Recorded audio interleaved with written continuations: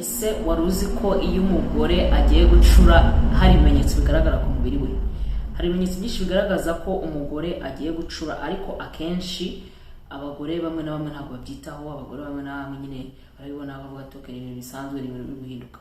Ariko burya iyo ugiye gucura wowe mugore, umubiri wawe uraguteguza kandi uba ugomba kwitondera ibyo bimenyetso, ukamenya ibyo ari byo, ukamenya ko nyine hari impinduka igiye kuba mu mubiri wawe, ari byo nyine gucura. So rero uyu munsi ngiye kukuganiriza ku bimenyetso 10 byakwereka ko wowe mugore ugiye gucura. Icya mbere ni imihango ihindagurika.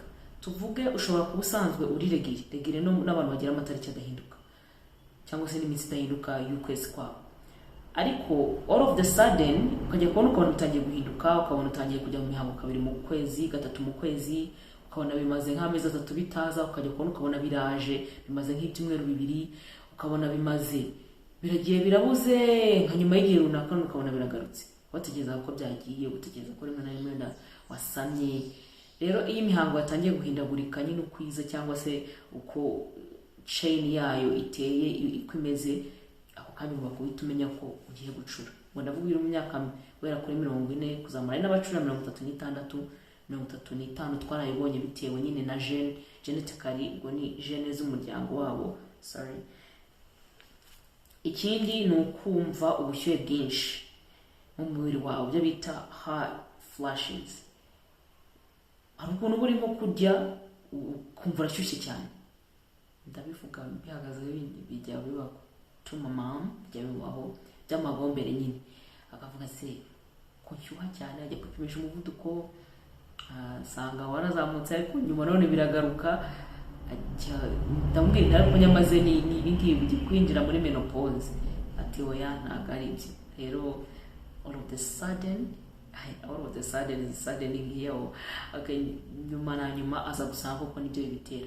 Ukumva ubushyuhe mu mubiri wawe ntuzaba buri guturuka, maybe nta n'izuba riri kuva, nta n'ikintu nyine kikwereka ko ubushyuhe bugomba kuba buri aho hafi, nta n'ubwo uri kurya n'ibiryo bishyushye, ariko ukajya kubona ukabona uri nko kurya cyangwa se uricaye ukabona utangiye gushonga, cyangwa se uraryamye ugasanga uburiri bwatose. Rero icyo gihe aba ari menopause ugiye kwinjiramo. Ikindi ni ukubira ibyuya cyane nyine nijoro, ubushyuhe nyine bushyuhe buraza, ukagira ubushyuhe bwinshi mu mubiri, ariko no kubira ibyuya bikabije. Hari ukubira ibyuya bikabije nijoro, nko mu ijoro cyane ibyo navugaga nyine, ukaryama ugasanga uburiri buratose, umusego watose, ukavuga ati se byagenze gute, bitari bisanzwe kubaho mbere, wari usanzwe uri umuntu wiryamira ukajya mu mahoro. Icyo gihe menopause iba iri gukomanga ku rugi rwawe cyangwa se ku muryango wawe. Ikindi ni uguhindagurika kw'amarangamutima, ukabona umunota umwe umuntu arishimye, nyuma ukabona ararakaye, ukabona mu kanya abaye nk'agasazi, ubundi ukabona arongeye aratuje.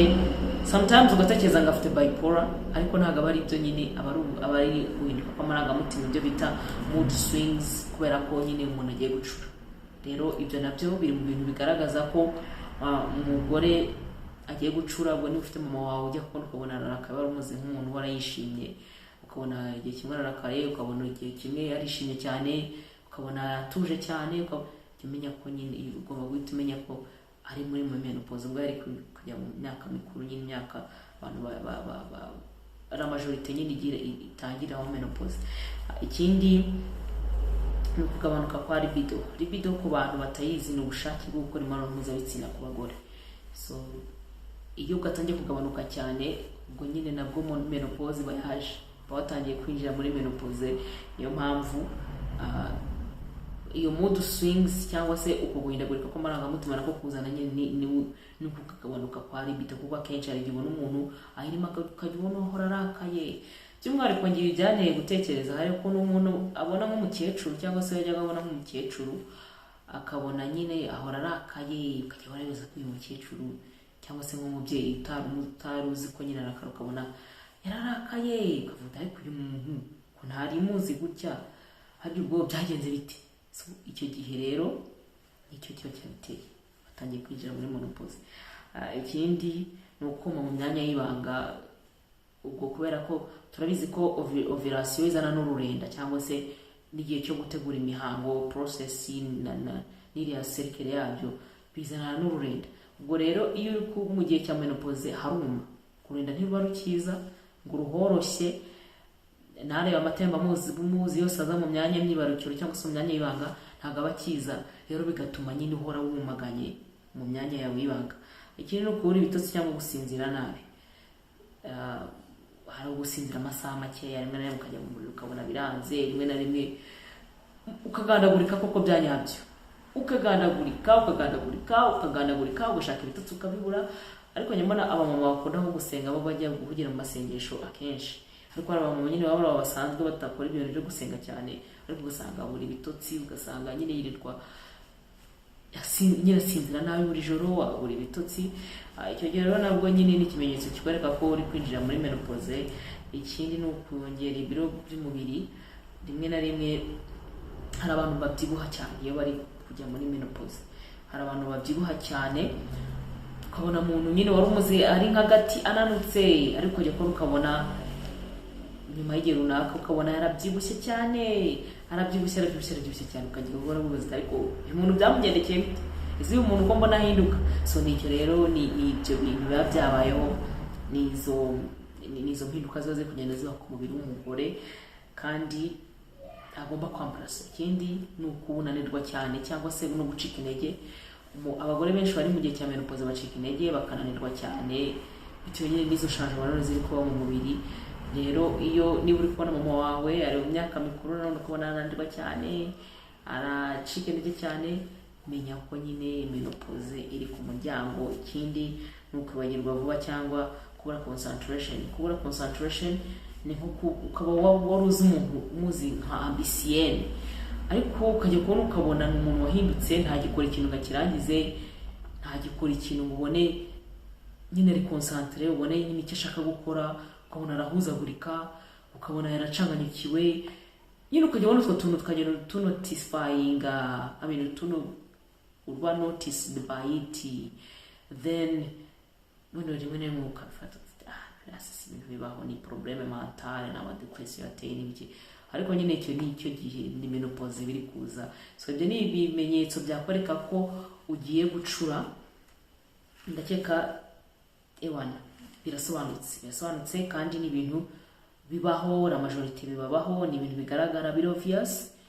Ngiye nabibonye kuri mama wanjye n'ubundi cyane mubona ko iyo process ntirarangira.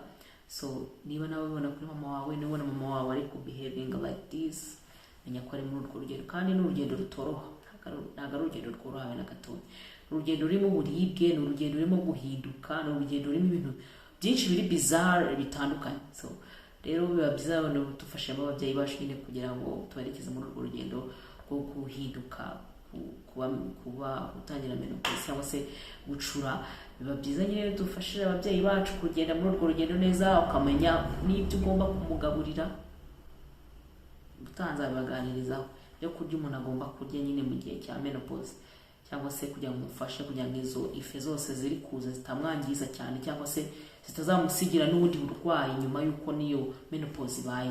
So rero nibyo jya monitoringa mama wawe cyangwa se nyogokuru cyangwa se nyogosenge bitewe n'uwo mubana, umurebe vuga utari koko ndi kunotify ko ndi kureba utuntu runaka turi fishi bimeze biteye, mubaze uko ameze, mubaze izagira ufungura umutima wabona arakaye kamaze se bimeze bite, ko arakaye ukatari kusanzwe. Utuntu twose nyine tubafasha muri urugendo rwo guhinduka, rw'impinduka bigiye kuba biroroha, bituma batumva ko bari nabo nyine. Wenda hari umuntu wumva ko hagiye kubimpinduka mu mubiri akumva birarangiye, ndapfuye birabaye, wenda apfuye birarangiye. No, tugomba twabafasha muri urwo rugendo rudasanzwe, twabafasha muri urwo rugendo rutoroshye. So rero tugomba kumenya n'ibyo bimenyetso bibiranga, niba ari ubwo bushyuhe, niba ari biki, ukamushishikariza kunywa amazi, ukamushishikariza kurya indyo yuzuye, niba ari no kubabara ukamubwira utuke nuko bimera. Hari n'abajya mu bitaro, hari abantu bagera mu gihe cyo gucura cyangwa se muri menopause bakajya mu bitaro bitewe n'uburibwe, bitewe n'ibintu biri kubabaho. Hari igihe sometimes aho utuntu twinshi dutandukanye turi fishi nyine ku mubiri ubona tudasanzwe, ariko nyine iyo ni process igomba kubaho, ni process igomba kugera igihe ikaba ku mubiri w'umugore uwo ari we wese. Nanjye uri kubaganiriza igihe kizagera bimbeho ncure, cyangwa se ngere mu gihe cya menopause mpure n'ibyo byose. So rero niba uri kubona nyine umubyeyi wawe bimuriho, niba uri kubona nyogosenge cyangwa umuntu uwo ari we wese, nta gikuba cyacitse, iyo ni menopause igiye kuba. By'umwihariko ikintu ndabona gitera abantu abamama benshi ubwoba n'ubushyuhe, kumva ko ndwaye umuvuduko, ngiye kurwara stroke, ariko nyine niyo uri gutera umuvuduko, ubushyuhe, kubira ibyuya, niyo biri kubitera. So niba wakunze ikiganiro, subscribing, niba utari subscribing, usharinge,